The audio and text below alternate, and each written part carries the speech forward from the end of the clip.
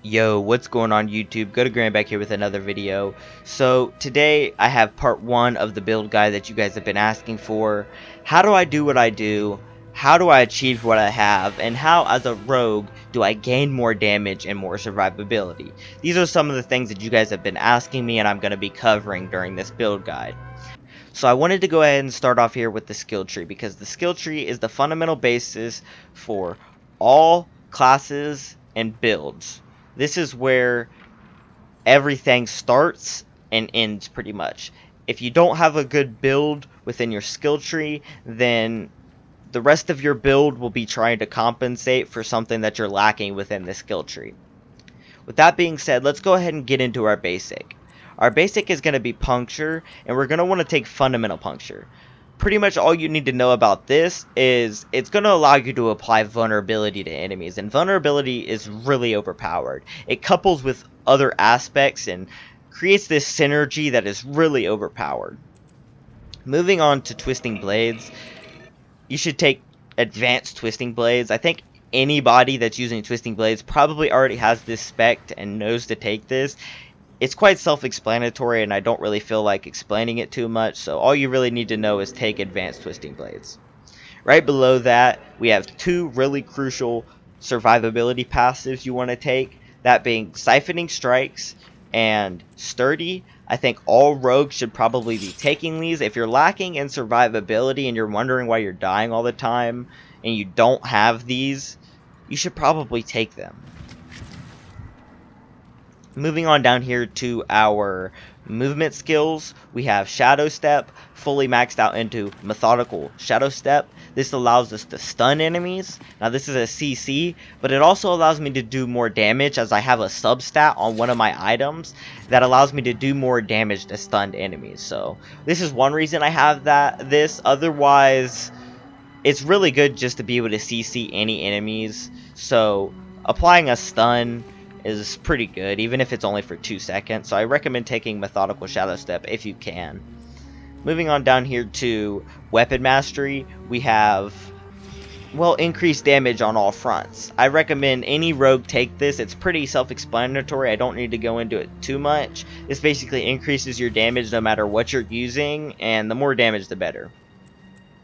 Next we have Dash. Dash is going to be fully maxed out into Discipline Dash. This allows us to daze enemies, and dazing enemies does two things for us. The first thing is trick attacks will allow us to knock down enemies, and when we knock down enemies, we gain 12% increased critical strike chance against them. So the more critical strike chance we have, the better. And if we go right down here to our key passive, the second thing that dazing an enemy does for us is it allows us to stack stacks of momentum, right? And what does a stack of momentum does for us? Well, it gains 20% increased damage reduction, 30% increased energy regeneration, and 15% increased movement speed. Now, this also passive heals me as I have an aspect that passive heals based on stacks of momentum. So again, dazing enemies is going to be really good for me. That's why I have these two passives up here. Next, we have these two passives right here, Exploit and Malice, which allow you to do more damage outright. I think everybody should probably be taking these. They give you outright damage multipliers, and that's good in any case. At one point in time, I did have Dark Shroud for survivability. However, I've since spec'd my build more for survivability and been able to make up for not having Dark Shroud, so I don't really need it anymore. It wasn't doing too much for me. Instead, I took Shadow Clone, which, I mean, is overall really better and is just more damage for me. I didn't really need the damage, but since I don't really need any more survivability, I'll take the damage anyways. That's kind of how I look at it. Anyways, this is kind of the main center of our build right here, which is our imbuments. I have Poison Imbue, and I have Poison Imbue maxed out all the way to Blended Poison Imbuement, which just gives me increased poison damage. The same as right here, Deadly Venom. This gives me increased poison damage. Right here, we have another survivability passive that is really crucial if you're doing poison damage, which is Poisoned enemies deal 15% less damage. That's a 15% damage reduction from enemies. That's really good. And right next to that, we have precision imbuement. Imbue skills gain 9% increased critical strike chance. And any type of critical strike chance that you can get is really good on any class. The more critical strike chance you have, the better, because it allows you to do more damage. Criticals do more damage. It's pretty self-explanatory, I think. And then again, we took Shadow Clone over Dark Shroud, and we have Shadow Clone fully maxed out to Supreme Shadow Clone. This is pretty self-explanatory. It just gives you more damage. I mean, the more damage, the better, again. Right down here, we have Aftermath. After using an ultimate skill, this will restore 50 energy. I did have this 3 out of 3, but decided 2 out of 3 was better, and put that extra point into Poison Imbue so I can get more poison. I think if you wanted to, you could put this 3 out of 3, but it's not completely necessary. Below that, we have Adrenaline Rush, which gives us increased energy regeneration. That's really good.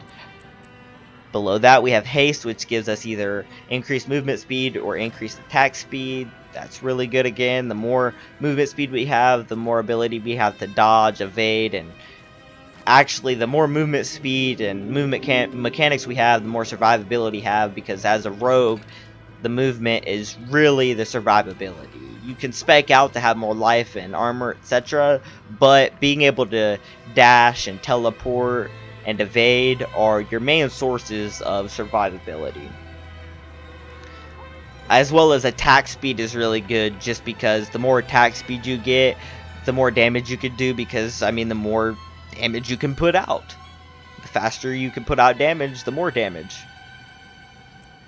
And then again, momentum, and I already explained this, but I'll explain it again. When we daze an enemy, we get a stack of momentum. A stack of momentum applies either 20, 30, or 50% respectively, damage reduction, energy regeneration, or movement speed, as well as passively healing me through an aspect. Speaking of that aspect, let's go ahead and cover our gear. I'm not going to read off everything. I'm not going to read off all the stats. I'm not going to go into these too complexly and intricately, because I don't want this video to be an hour and 30 minutes long. I'll mention the aspects, which are the main points, and if you want to go ahead and pause the video and look at the different stats that I have and try to mimic those to the best of your ability, that's okay, and that'll be fine. Just go ahead and pause at your own discretion. Most of these stats aren't really the best stats necessarily anyways, but the aspects are the main ones that you want to be paying attention to. So again, right here on our bow, we have your imbuement skill effects have 40% increased potency against vulnerable enemies. All enemies will be vulnerable, so this will give us 40% increased potency for our imbuement skills. That's really good. And then right here we have dealing direct damage to a vulnerable enemy has a 29% chance to daze them. This is again another source of that daze, which allows us to stack stacks of momentum, which mainly allows us to passive heal through this aspect right here, which is each stack of momentum key passive heals you for 140 life per second. That's pretty good. Right here we have critical strikes with core skills increase your attack speed by 24%. This is pretty good, but this is kind of a filler aspect right now. I have better ones, and I'm just waiting for better gear upgrades to put them on. This right here is a survivability aspect, similar to the passive healing one. This is going to give you increased armor up to 45%. This is really good. I'd recommend this for survivability to all rogues. And then let's not forget our helm, which is damaging an elite enemy grants you a barrier absorbing up to 1.4k damage for 10 seconds. This effect can only happen every 30 seconds. I have better rolls of this, but it's kind of just a filler aspect for right now. It is what it is, and I'm waiting for better gear to come along to upgrade some of these aspects and roll some different ones onto here, but for now it works, and it does provide a little bit of survivability every now and then, so I'll take what I can get. And then moving on over here to our jewelry, we have your shadow clones mimic the imbuments applied to your skills. Casting an imbuement skill grants your active shadow clone 21% increased damage for 5 seconds. This is pretty good, mainly because this allows me to use the imbuments on my shadow clones, and I have not only the shadow clone, but I have twisting blades, which is considered to be a shadow clone.